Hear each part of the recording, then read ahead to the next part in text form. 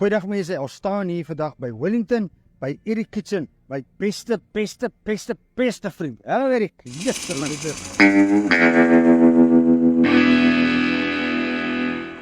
Ons praat nou van die Oshoek Boeremusiekorkes se orkesleier. Stel vir ons Erik, hoe was jou trip af Kaap toe gewees?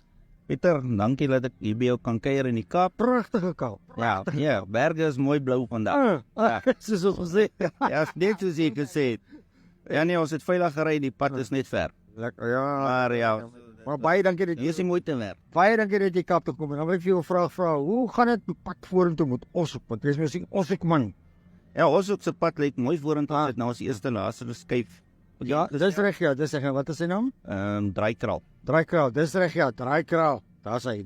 Planne laaste skuif opvolg volgende jaar. Okay, gaan dit dan volume 1 of volume 2 wees of hoe gaan jy net werk? Die alles gaan dieselfde wees. Al wat ons gaan verander is die naam van die laaste skuif. Van die laaste skuif, ja. Ja, maar okay, Erik, baie dankie jong. Yes, ek bly ek sien jou. Jy is my beste vriend. Okay, mense, dis dan Erik. Sê dankie, sê bye bye Erik. Cheers, bye bye.